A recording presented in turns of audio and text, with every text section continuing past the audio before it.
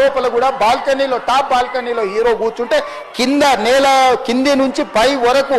వెనక్కి తొక్కుట పైకెక్కి హీరో చేతులు కలపాలని కోతులు ఎగబడ్డట్టు కోట మీదకి కోతులు ఎగబడ్డట్టు ఉల్టా పైకి తొక్కిసలాట జరిగింది అధ్యక్ష.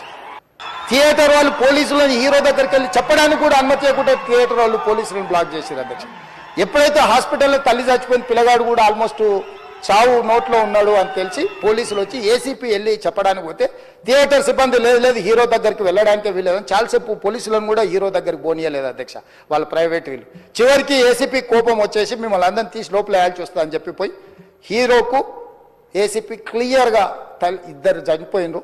మీరు ఇక్కడ కూర్చుంటే థియేటర్లోనగా థియేటర్ బయట ఉన్న వేలాది మంది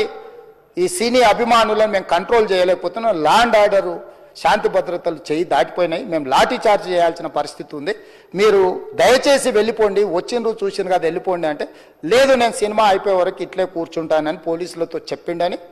సిటీ కమిషనర్ నాకు చెప్పడం జరిగింది అధ్యక్ష.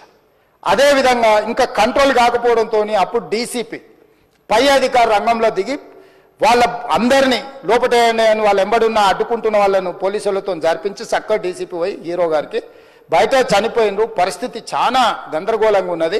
మీరు ఇక్కడ నుంచి కదలాల్సిందే లేకపోతే మిమ్మల్ని పోలీస్ స్టేషన్కు తీసుకెళ్లాల్సిన పరిస్థితి వస్తుంది, మీరు ఇక్కడ నుంచి కదలాల్సిందే అని బలవంతంగా అతన్ని సినిమా మధ్యలో 12 గంటల సమయంలో రాత్రి 12 గంటల సమయం అట్టిట్టుగా ఆ సమయంలో అతను తీసుకొచ్చి బండెక్కిస్తే మళ్ళీ అతను రూఫ్ టాప్ ఓపెన్ చేసి మళ్ళీ చేతులు ఊపుకుంటూ రోడ్ షో చేసుకుంటూ అంటే తల్లి చనిపోయి పిల్లగాడు చావు బతుకుల మధ్యలో ఉన్నాడు మీరు వెళ్ళండి అని వెనక్కి పంపిస్తే కూడా మళ్ళీ కారులో రూఫ్ టాప్ ఓపెన్ చేసి చేతులు ఊపుకుంటా అభిమానులను సంతోషపెట్టుకుంటా రోడ్ షో చేసుకుంటా అతను వెళ్ళిపోయింది అధ్యక్ష.